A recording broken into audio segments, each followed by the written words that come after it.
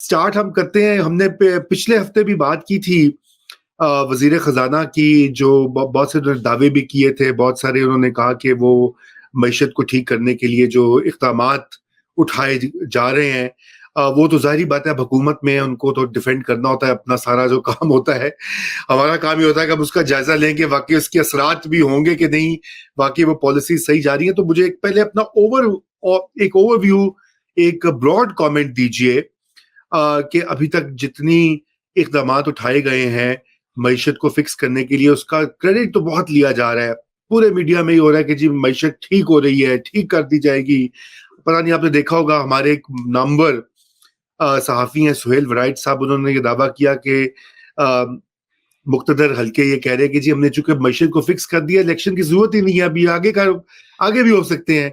तो पहला मैं ब्रॉड कमेंट जो चाह रहा हूँ कि क्या मईशत को फिक्स कर दिया है, ये बताइए जरा। बिस्मिल्लाहिर्रहमानिर्रहीम।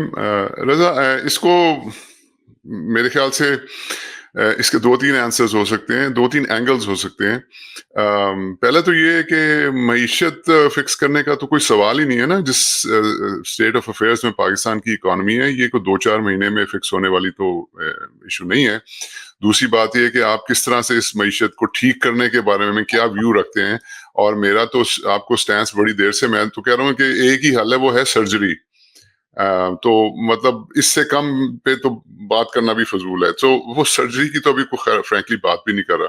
तीसरी बात ये है कि ऑफ कोर्स केयर टेकर्स जो हैं वो 3-4 व्हाटएवर 5 महीनों के लिए आए हैं, तो उनसे ये एक्सपेक्ट करना भी, ये भी एक आई थिंक अनरियलिस्टिक एक्सपेक्टेशन होगी कि जी वो इकॉनमी को फिक्स कर देंगे।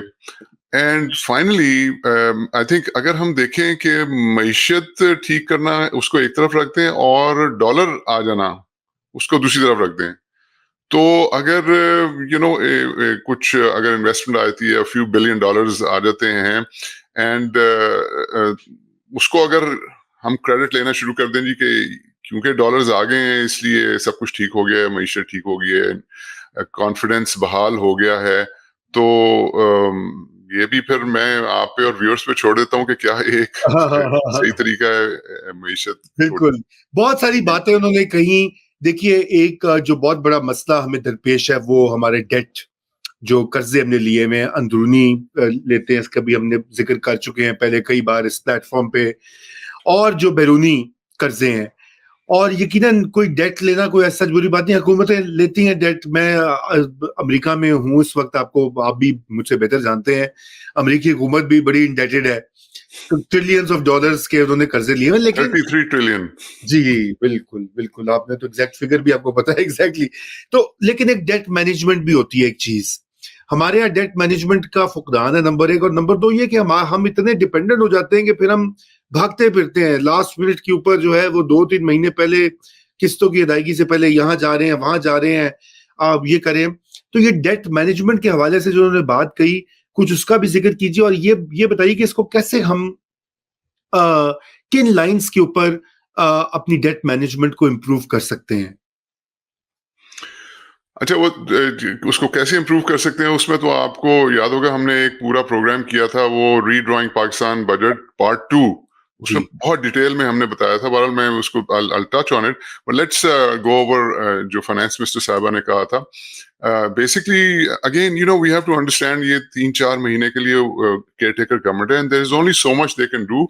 उनसे कोई किसी मैसिव किस्म की जो है ना वो आउटकम का एक्सपेक्ट नहीं हमें करना चाहिए। उन्होंने बेसिकली ये कहा है कि देखें, हमें जो एक उनको रोड ब्लॉक आ रहा है कि सेविंग्स जो है, नेशनल सेविंग्स, वो भी एक तरीका है डेट एक्वायर करने का, एक कदरे चीपर तरीका है। पहले तो ये समझें कि आपका जो 55% डेट है वो डोमेस्टिक है, 45% जो है वो आपका फॉरेन डेट है, और जो आपकी डेट सर्विसिंग है उसका 80 से 85% जो है वो डोमेस्टिक डेट यानी कि अंदरूनी कर्जों के अंदर जाता है।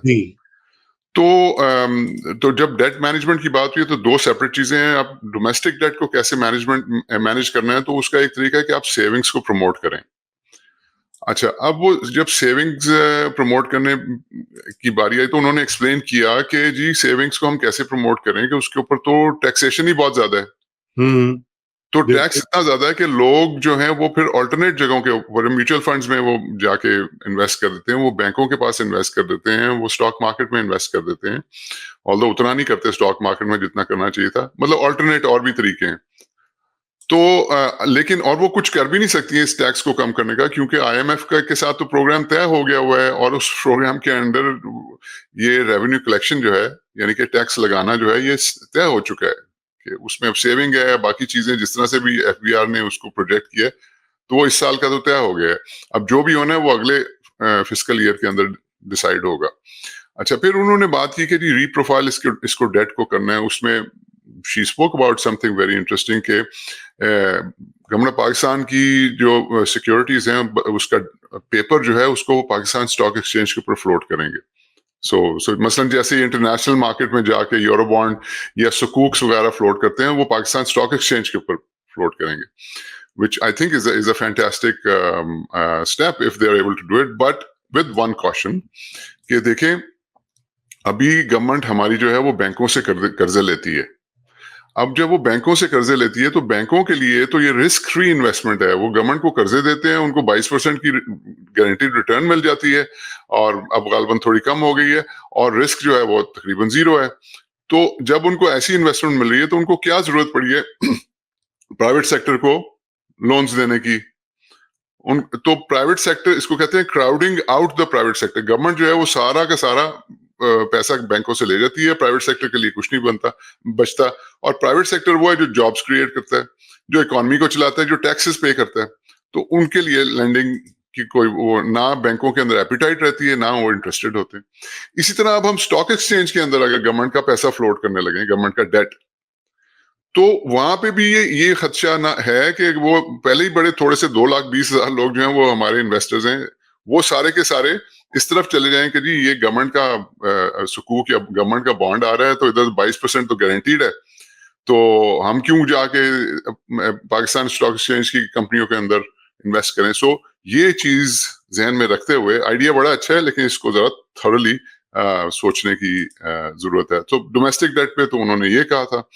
اینڈ باقی جو فورن ڈیٹ ہے اس میں انہوں نے بیسکلی کہا ہے جی کہ وہ زیادہ تر ملٹی لیٹرلز ہیں, اور یعنی کہ I M F, world bank وغیرہ یہ اس طرح کی ایجنسیز, ایشین ڈیولپمنٹ بینک ہے, ایشین انفراسٹرکچر وغیرہ بینک, اور بائی لیٹرل جو ہے وہ یعنی کہ کنٹری ٹو کنٹری وہ 55% کے قریب ہے. اور اس میں وہ انہوں نے کہا جی اس میں 30% جو ہے 1/3 وہ چائنا کا ہے. چائنا آپ کے ساتھ ٹوٹلی کوآپریٹ کر رہا ہے. انہوں نے 2.4 بلین کا جو ہے ابھی ریسنٹلی ریسٹرکچر بھی کیا ہے. جو ان کی ڈپازٹس ہیں وہ رول اوور کر دیتے ہیں, سعودی عربیہ بھی کر دیتا ہے, یو اے ای بھی کر دیتا ہے. تو وہ کوئی ایسی ضرورت نہیں ہے کہ ڈیٹ کو ریسٹرکچر کیا جائے. تو اس میں باٹم لائن ان کی یہ تھی کہ جی اگر آپ جی ڈی پی اپنا بڑھائیں گے تو ڈیٹ کو کم کرنے کا جو بیسٹ طریقہ یہ ہے کہ آپ اپنی گروتھ کو بڑھائیں, تو ڈیٹ آٹومیٹکلی کم ہو جائے گا.